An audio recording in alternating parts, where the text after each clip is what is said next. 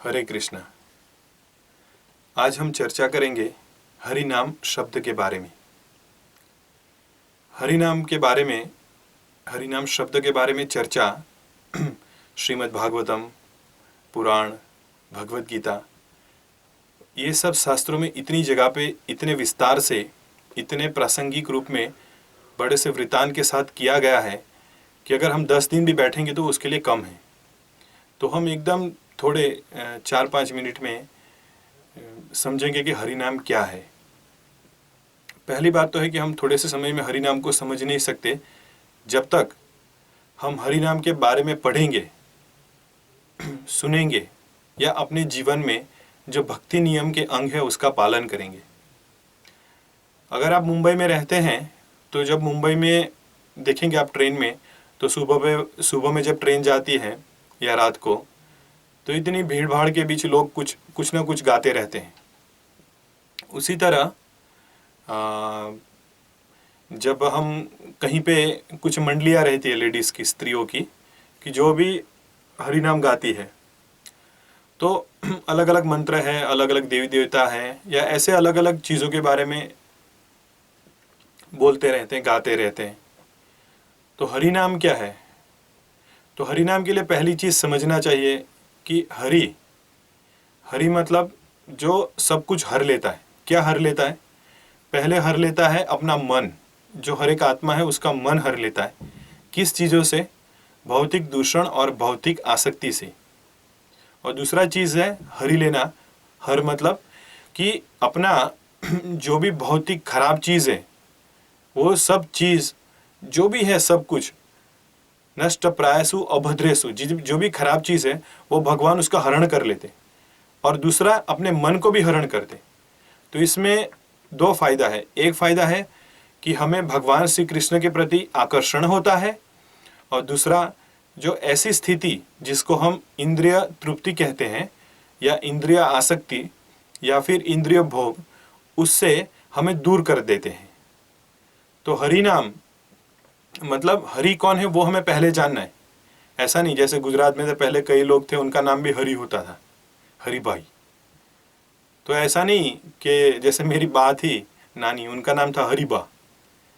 तो ऐसा ही नहीं खाली कि हरि बा या हरि भाई, ऐसा कोई। हरि वो भगवान श्री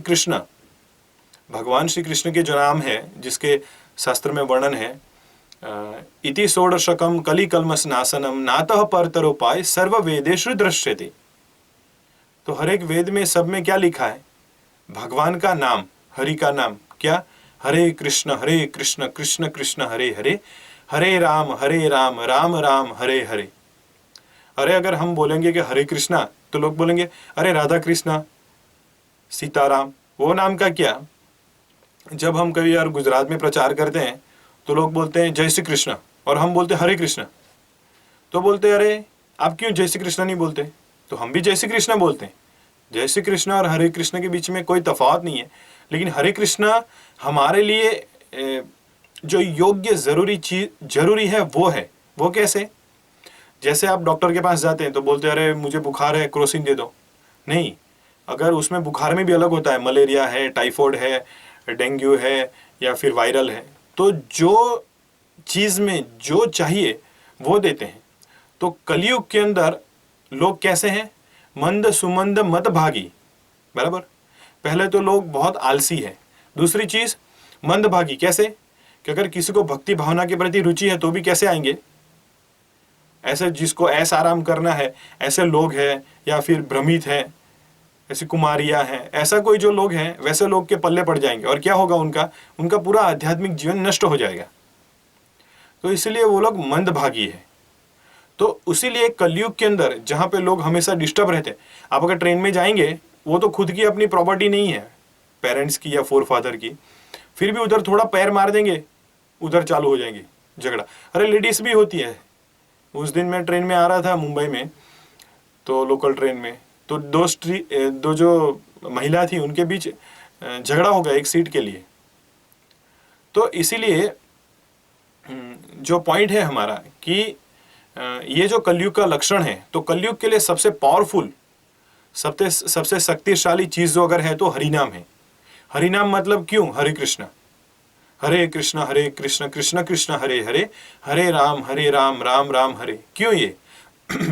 क्योंकि ये जो मंत्र है वो मंत्र के हम आगे चर्चा करेंगे कि वो मंत्र के बहुत ही हम जो अगर पाप करने वाले हैं वो पाप करने से हमें रोकता है। हमने पहले जो पाप किया है वो पाप को नष्ट भी कर देता है। साथ ही साथ सबसे महत्वपूर्ण हमारा भगवान श्री कृष्ण के प्रति जो प्रेम है वो जागृत करने के लिए सबसे शक्तिशाली चीज़ है वो। उससे शक्तिशाली चीज़ और कुछ नहीं है कोई भी मंत्र। इसलिए उसको कहा जाता है महामंत्र। महामंत्र मतलब जो हमारा मन भौतिक दूषणों में हमें नरक की तरफ ले जाता है, पतंती अधः, तो उससे हमें उठाकर भगवान श्री कृष्ण के चरणों के प्रति आकर्षित करते हैं। तो इसलिए हरि है दो चीज़, एक तो हमारे जो भौतिक इंद्रिय तृप्ति है उसको हम उससे भगवान उसको ले लेते हैं, फिल्टर कर देते हैं, तो हमारे पास खाली भगवान के प्रति जो कार्यकलाप है वही रहते हैं, और दूसरा भगवान की चरण कमलों के प्रति हमें आकर्षित करते हैं। तो इसलिए हमें हरिनाम करना चाहिए। हरिनाम से हमारा भगवान श्री कृष्ण के प्रति आकर्षण बढ़ेगा। और ऐसा नहीं कि हरिनाम मतलब चलो सुबह उठे हरे कृष्ण कृष्ण कृष्ण कर रहे हैं और सामने टीवी भी देख रहे हैं, सामने जो भी कुछ डालना है पार्ले जी ये है वो है कुछ भी डाल रहे हैं मुंह में, ऐसा नहीं है। हरे कृष्ण या सुबह ट्रेन में जाते हैं मुंबई में लोकल ट्रेन में उस समय बोलने का है, ऐसा नहीं है। हरे कृष्ण हरिनाम वो शुद्ध है, उसके लिए हमारे जो जीवन का कार्यकलाप है उसे भी हमें शुद्ध करना है।